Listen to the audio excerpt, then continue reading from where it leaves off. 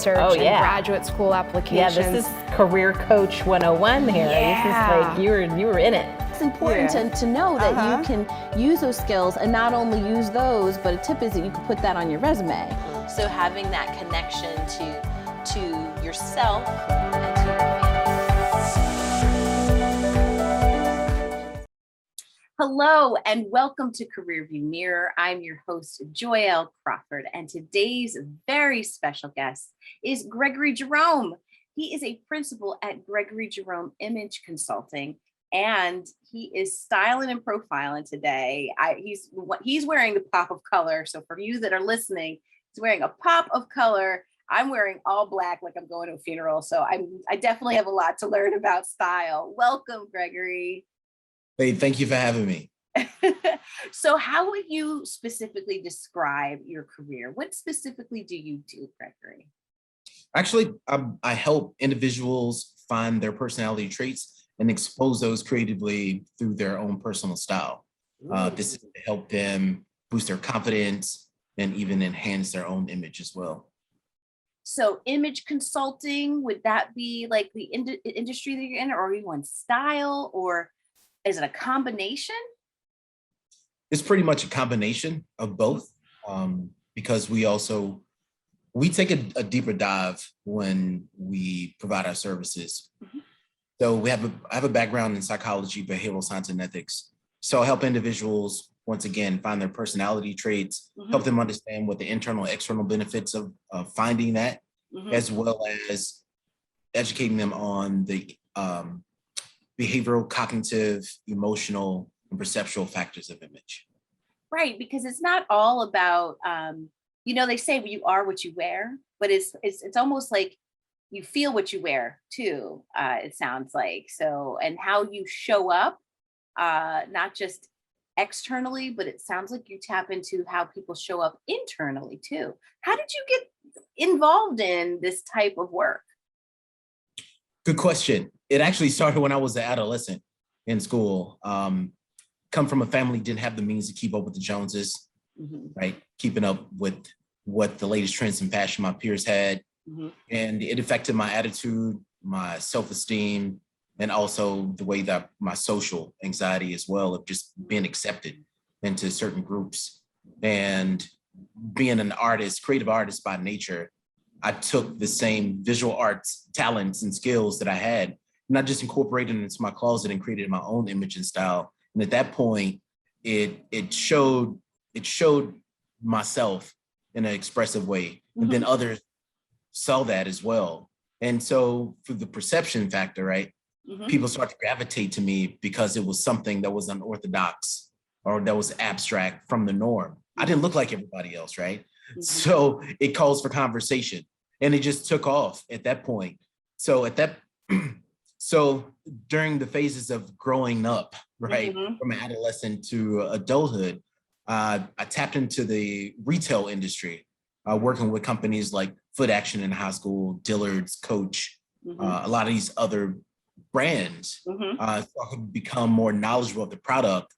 And also just when I made a shift later in my career into the psychology world of mental health, like I was working with individuals to help place them in jobs, career readiness, things of that nature. And so during the pandemic, right, there was a shift in my career. So I launched it, but when I launched it, I wanted to make sure that I could bring everything in that I've learned from past experience, as well as my education, well as the psychology behind it all, to help empower people. And what made that shift? I like to say that 2020 was the time when shift happens, right? So what triggered the shift for you? How did the pandemic shift that thinking into this new way of doing business? Good question. It's an emotional thing for me at this point, but recognizing it also helps me to help others. I was actually going through a transition in Los Angeles prior to relocating to Philadelphia. I was actually in a position of being homeless and trying to find a new chapter in life. And I ended up coming out to Philadelphia to visit off of a so I was receiving temporary disability. That's what I'm trying to say. I was receiving temporary disability at the time. And so I used it to kind of navigate and couch surf throughout the United States to visit friends and family to look for that new chapter. And I ended up coming over to Philadelphia visiting. Once I made it over here, I was looking for like the top of the line men luxury fashion stores to work for because I wanted something greater in my life and I wanted something better for myself and explore something I've never explored before. So I made some cold calls to some of the top brands here and tapped into the world of custom garments. So a company in Rittenhouse Square in Philadelphia offered me a position, went back to Los Angeles prior from the visit and took a 3-day road trip with nothing but boxes and the clothes on my back. And I come here and, 3-day road trip, coming to a new place and still not having a home to live in. Right. I started a new job.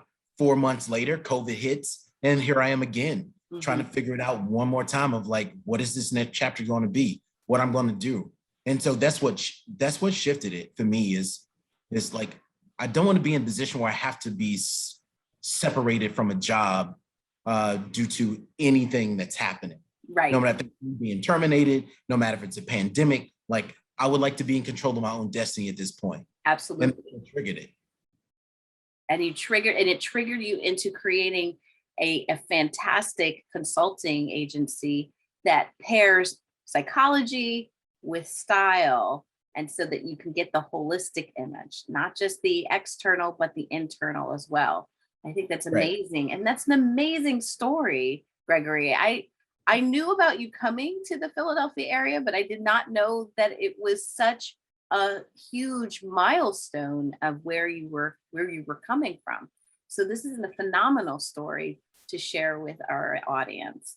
Now, when you kind of were literally, like, as they say, pulling yourself up from your bootstraps and pivoting during the pandemic into this consulting agency, what were some of the resources that you utilized to get your business started? I mean, we have a lot of listeners who are looking into being an entrepreneur, and it is a challenge as a solopreneur as well. I can say it is a challenge.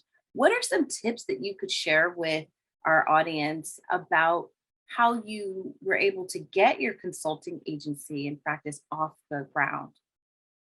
Good question.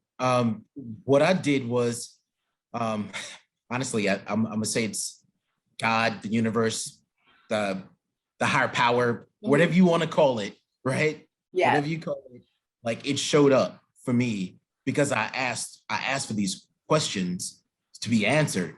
And there was a entrepreneurship hackathon that came across my timeline on social media, right? That was hosted by Thomas Jefferson University, Jefferson Health, and the city of Philadelphia. And this is basically a pitch program that I stumbled upon, right? So I applied for it. It was 24 hours notice before the deadline when I found it, right?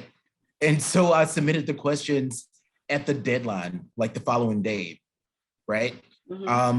24 hours later, they contact me and let me know that I was a finalist. Wow. Right. And so when they told me I was a finalist, they told me I had 24 hours to put a pitch together, meaning I should have a business plan ready to go, ready to pitch for judges, etc. So an all-nighter, remind me of college. I pulled an all-nighter. I pulled all my resources, just navigating of how to put this pitch together and what information should go in it and how to word it. I was eventually, it was 17 of us in this, in my category. And out of 17, I placed as runner-up. Nice. So I was able to win the cash reward for $2,500 and the laptop that was donated by Dell. Nice. And it was all within like 24 hours. 24 hours. Your life changed in 24 hours. Right. It's like if you had 24 hours to live, what would you do? Right. So for me, that was the thing that I came across, and I had no idea of what an entrepreneurship hackathon was. Most of the time, I think that's in the tech world. It's not really focused on people outside of tech. There's a lot of opportunities for people in tech, but there's not as many for individuals like myself in the industry I'm in. To launch and apply for grants and opportunities to get funding.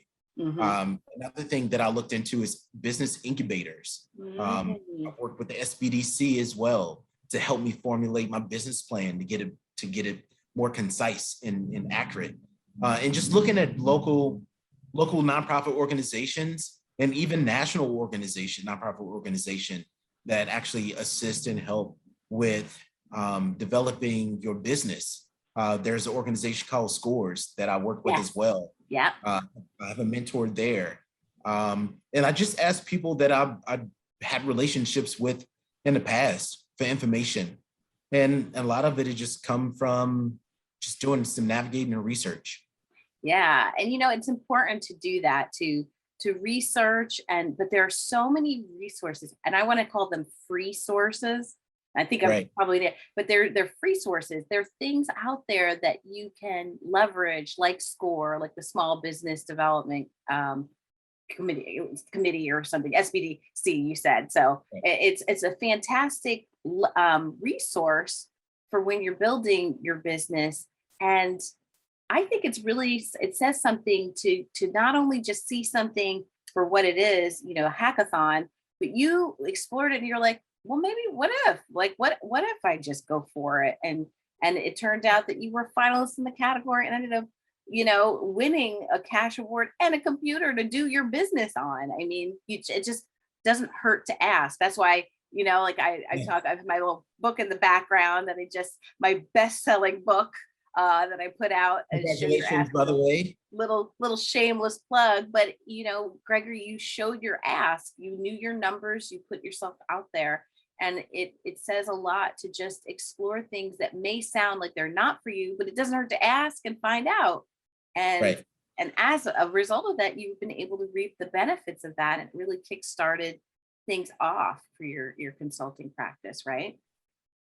Absolutely. And that's something that I continue to do now. A wise person once told me, a closed mouth doesn't get fed. That's right. So, I'm here to ask away. Absolutely. Absolutely. So what's one myth about working in the style and personality field? Like, what do you think is a myth that happens when you've been working with your clients, or what you have to dispel out there in this industry? I think people have a misconception of this image being superficial. A lot of people think, oh, it's fake, it's not real, like it doesn't work, I don't need to do it, I don't care about it. And that's, people are entitled to their own opinion.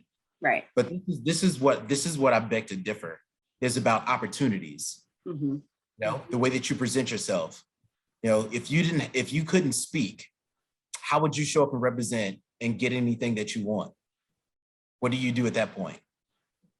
The way you look matters. Right. And the reason why I say that is because my own personal story of being, a homeless person, looking like a stereotypical homeless person, walking into a 5-star hotel to go use the restroom, versus a homeless person who still cleans up and looks decent enough, walks into the same hotel to use the restroom and have no issues at all. Right. Like, it's not superficial, like it's a real deal thing. It really is. And it really impacts how you carry yourself too. Right. So it's not all the external that makes style happen. It's the internal. And that is a big myth to bust. What are some things that you share with, as you're working with your clients and exploring that and helping work with them through the that block? What are some things that you might want to help them get past certain obstacles that get in their way? Yeah, good question. The thing that I do prior to even providing a service of personal shopping or doing anything when it comes to clothes is, number one, I have a survey that I do with them prior to, or a complimentary consultation. Is this survey and questionnaire that really digs into what are the backgrounds of your culture? Like, where did you come from? How do you perceive yourself now in 3 words? How would you like others to perceive you? How do they perceive you now? And a lot of it comes from a history of a culture, of environment. A lot of these tarnish us mentally, right? And so then it's a reflection from the outward in, right? Yeah. So it's like you may deal with these psychological issues, and it also shows on the outside how you shop. And one thing is that is like when people tend to buy the same colors, repetitious colors over and over, or they seem to wear dark colored clothes. Like those are subconscious areas that they have to overcome in order to really home in on who they are and how they like to express themselves. I think that's a great point, because sometimes people don't put a lot of thought into it, but to your point, there are subconscious reasons as to why people pick what they pick to put on. Right. How do you stay motivated as you're motivating others to get past and understand what it is what's the intention of what's going on and getting underneath that? How do you stay lifted? How do you keep your cup full? Well, I do a lot of reading. I look at a lot of art as well. Art is my inspiration, no matter if it's the visual or music or anything like that. And also culture itself. I consider myself a culture explorer. I love to navigate the different cultures of the world because that's what creates us, right? So if I'm able to speak in those languages and understand those languages, it helped me to be able to express myself of things that I like, right? Yeah. So those are the things that I fill myself with. And just, I take nature as well. Nature is inspiration. From flowers to the color of leaves, just those kind of things. That's amazing. It's not very often that you hear, that people, I hear a lot of different things, like where people are like, I have some coffee or I do meditation, but not a lot of like nature, like getting out of the 4 walls that we are stuck in, a large part of our day, and getting out into nature and using that as inspiration, changing it around, looking at other creatives to inspire creativity. So I really like that idea of getting out and looking at the external environment to inspire. So thanks for sharing that, Gregory. Yeah, you're welcome. So you've talked about some of the challenges that you've been able to overcome and this resilience that you've had in building your organization and your business. What would be some tips, like as we are trying to style ourselves? What are some things that we should keep in mind? Not trying to steal, just give us enough so that they can call you for more advice. Just give us a taste of what some things that we might need to think about as we're showing up, because we're living in these like square boxes in Zoom or teleconferences in this hybrid work environment. What are some tips that you might want to share with our audience on seeking their style? Great, good question. I'm always willing to share. Sharing is it's like the ROI instead of return on investment, but it's the ripple of impact, right, that I can have on individuals. So what I would say as far as tips, number 1, understanding your body shape is key. 2, with that being said, of understanding your body shape, what are the proper fits that work for you? 3, what fabrics do you like the most? And 4, this is a bonus, understanding what colors work for your undertone, eye color, hair color, etc. These things that all complement your style. So what's your body shape, the fabrics that you might like, or that feel good? So like almost like that tactile thing, because there's certain things that look great, but if you're not feeling comfortable in it, how are you going to truly feel comfortable? And then the colors that work for you. How do you know what colors work for you? Like I play it safe, like you said, there's a methodology to why people wear certain colors, right? Typically I wear a pop of color, but today I was feeling like, I think I'm gonna wear black today. Right.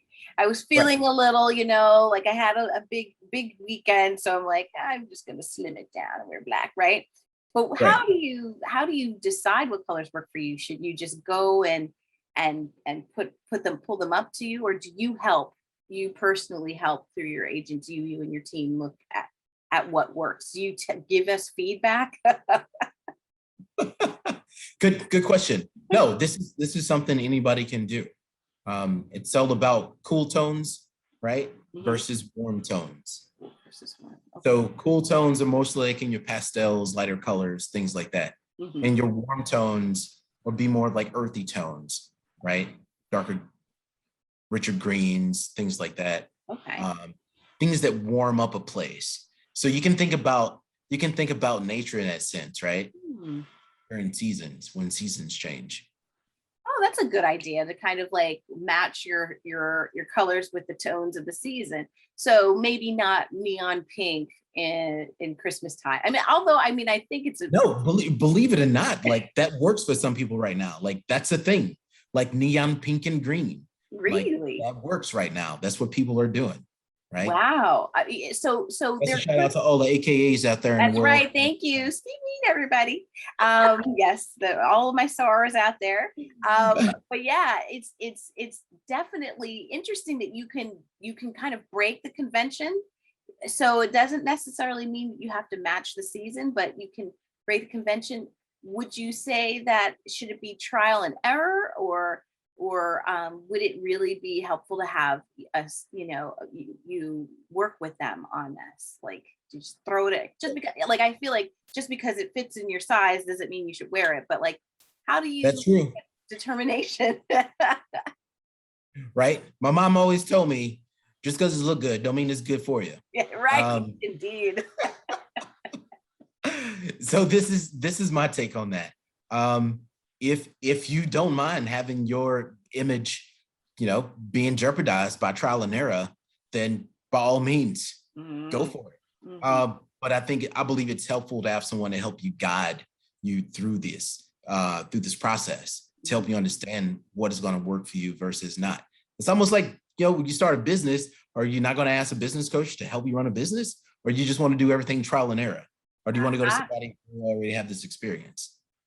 Good point. So it is helpful to leverage the help of a professional. Getting help is key in getting your career off the ground as well as a business off the ground. So investing in yourself, as you're hearing everybody, Exactly. invest in yourself, and you can reap that ROI, and really literally, get your career launched in style. Ha ha. So, what will you share? What are some career tips that you would share with your younger self? This is one of my favorite questions to ask my guests. If you could see little Gregory and just say, "Hey, man, like here's some tips to either lead better or have a better career," what would you tell him? What I would tell the younger version of myself is to understand who they are in the inside, right? Mm-hmm. To understand who they are. I would also tell them, or I guess I should be talking to myself, but I would mention the fact of being resilient and being open to learn. Being patient is key. These are some ingredients as a new entrepreneur. And don't be afraid to ask,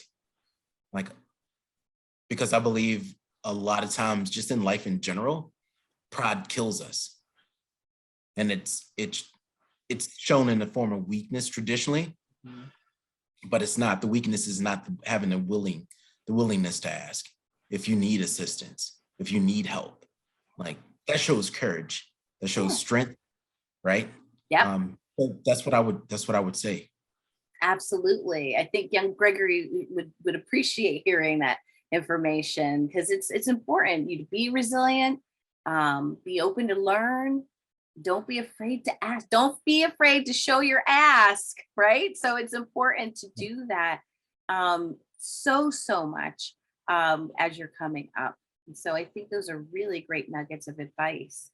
Any other things that you see in the fashion scene that people need to keep a lookout for as things are, as we're getting to the end of the year, and any hot things that we should look out for, or things that we should not wear, even though it's like hot in the fashion world, that we shouldn't wear it in our work world?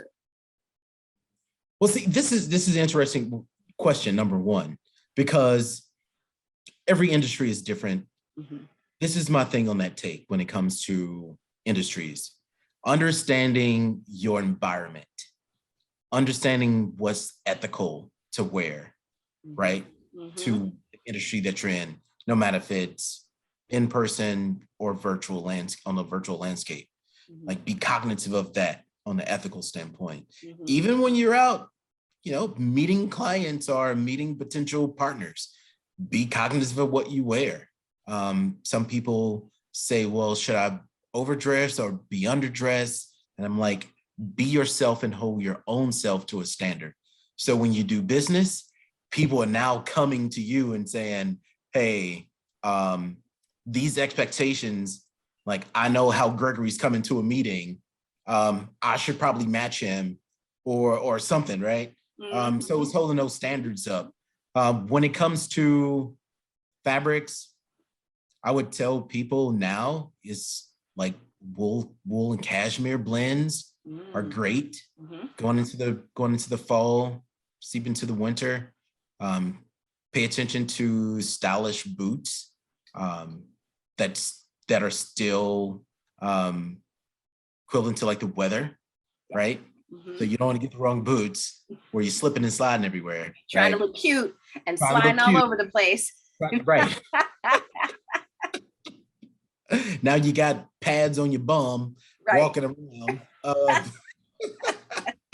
It's not going to look cute. Don't look cute. Don't make fashion a fashion fail by trying to look too cute and then end up falling and hurting yourself. Right. And I would say, take a look into the type of jackets that you wear now too. Mm-hmm. The car coats, the trench coats, like all these different things. Look at that and pay attention to those.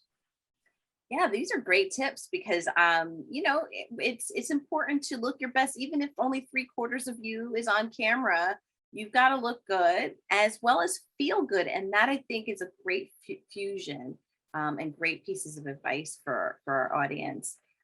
If you're not feeling good on the inside, it's going to project and affect what you're putting on the outside. Exactly.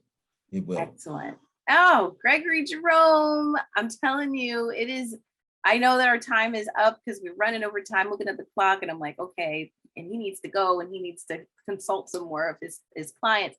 But I appreciate you giving us your time and where can we find you? You have a website, a phone number, so we can hook you up. We're going to put this in the comments for in both of the notes sections. But how can we find you, Gregory? Great. First, I want to say thank you for this opportunity to even be here with you. That's number one. Moving out this way and being connected to someone like yourself is always great. I love your spirit. I love your vibe. I love your energy. And I appreciate it. I appreciate it. The second thing is people can find me on all social media platforms, Gregory Jerome, GREGORY JEROME. That's all social media platforms. Website is GregoryJeromeImageConsulting.com. And that's it. I'm also offering 30-minute complimentary consultations as well. Ooh, now, Gregory, you should have led with that. So 30-minute free 99 consultations if you call Gregory Jerome Image Consulting. So you've heard it here. And we are definitely going to make sure we put that tip in the comments. If you've liked what you've heard and seen, please make sure you subscribe and follow, share with friends, share that you heard Gregory, and thank you again, everybody, for listening and watching Career View Mirror, and we wish you the best. Take care and see you later.